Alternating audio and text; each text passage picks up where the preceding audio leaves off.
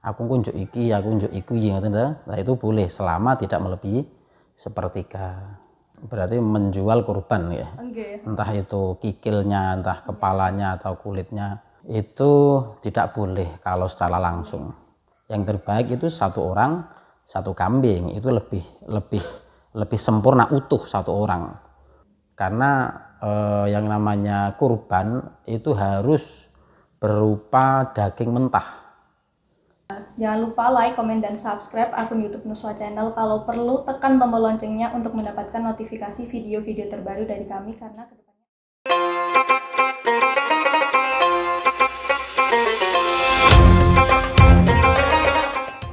Assalamualaikum warahmatullahi wabarakatuh. Halo netizen semuanya, kembali lagi bersama saya tentunya Satya Wardani dalam acara Netizen Bertanya Pak Yai Menjawab. Nah, di sini saya ditemani kembali oleh beliau Bapak Yai Saleh Masrur, Pak Yai. Yeah.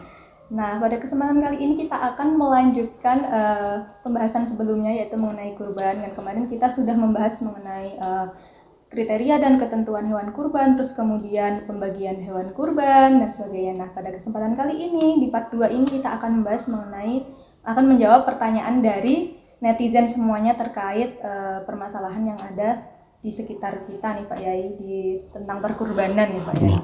Nah, langsung aja ini pertanyaan yang pertama yaitu Pak Yai, ada suatu kasus ada orang yang berkurban kambing nih Pak Yai, kemudian dia meminta kepada panitia kepala dan kulit hewan kurbannya tadi nih Pak Yai. Nah, hal seperti itu apakah diperbolehkan ya Pak Yai?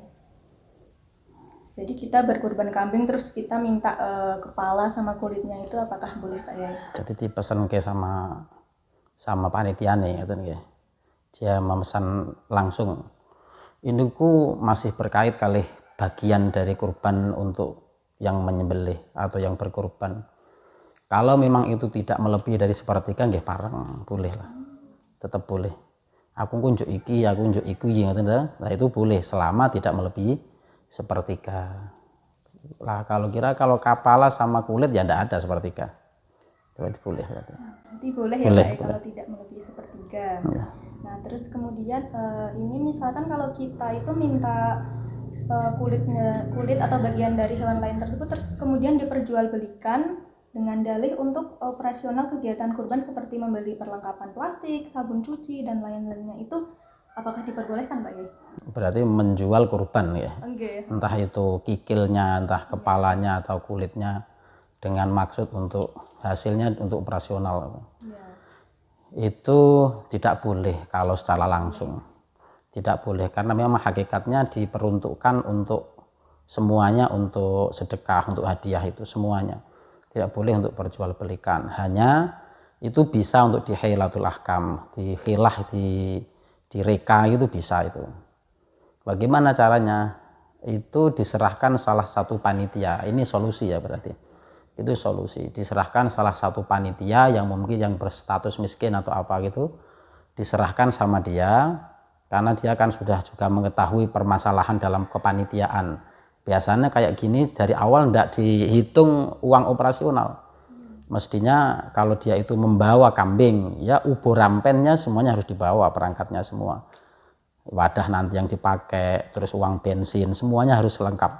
Kalau itu tidak ada, hanya kambing-kambing tok dibawa ke masjid, disembelih sama panitia, maka salah satu solusi, satu tidak boleh ngambil dari uang masjid, kas masjid tidak boleh diambil.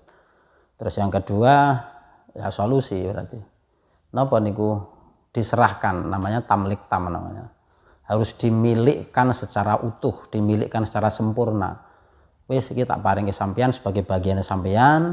Nah, terus dia karena dia mengetahui problem yang ada di kepanitiaan, maka terus dijual lah sama dia. Terus uangnya dikembalikan. Nah itu boleh.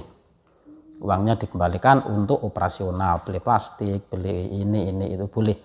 Setelah diberikan kepada seseorang secara penuh. Nah, baru diperjualbelikan, hasilnya diperuntukkan untuk operasional. Pareng menawi ngoten pareng. Terus kemudian ini pertanyaan selanjutnya yaitu lebih baik yang mana nih Pak Yai? Berkorban satu kambing 1 orang atau satu sapi 7 orang? Itu lebih baik yang mana Pak Yai? Yang lebih baik mestinya yang asli ya. Yang asli itu apa Nabi Ibrahim sama Nabi Ismail? Ya domba, ya kambing berarti. Yang terbaik itu satu orang satu kambing, itu lebih sempurna utuh satu orang.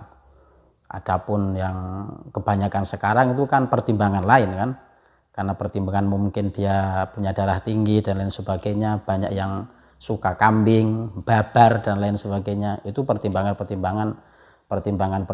kemaslahatan saja. Tapi kalau untuk hukum aslinya tetap baik satu kambing satu orang. Itu lebih baik satu kambing satu orang. Yeah. Kalau misalkan satu sapi 7 orang patungan itu ya sama aja ya Pak? Nggih, sama saja. Itu boleh. Karena ketidakmampuan supaya bersama-sama. Karena juga ada seseorang punya kemampuan satu sapi, satu orang yang menanggung, seorang bapak seumpama, terus anak-anaknya diikutkan diatasnamakan terus sama saudara yang lain sampai 7, lah itu boleh. Ataupun semuanya menanggung semuanya, ya urunan tadi boleh. Nah terus ini pertanyaan selanjutnya Pak Yai, kan biasanya kalau kita sekolah di SD atau SMP kita kan setiap ada kurban itu kita disuruh untuk iuran sebesar 25.000 nih Pak Yai. Nah itu apakah kita ini sudah dikatakan udah bisa berkurban atau hanya sekedar latihan berkurban aja Pak Yai? Latihan berkorban, latihan kepedulian, latihan kebersamaan. Tidak bisa dijadikan satu kurban utuh, hukum kurban mboten saged. Latihan. Berarti itu tidak bisa dijadikan kurban ya, tetapi itu hanya sekedar latihan untuk mengajarkan berbagi kepada sesama. Nah gitu. Terus kemudian ini pertanyaan yang terakhir nih Pak Yai, bagaimana hukumnya daging kurban yang digunakan untuk syukuran masak panitia Pak Yai?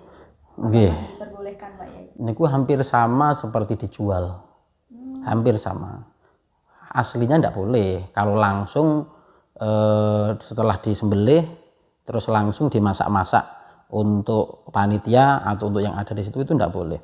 Nah, bagaimana caranya? Harus dimilikkan dulu, harus ditamlikkan, diserahkan sama seseorang, terus yang diserahkan itu dikembalikan untuk dimasak dan dimakan bersama. Itu baru boleh. Karena yang namanya kurban itu harus berupa daging mentah.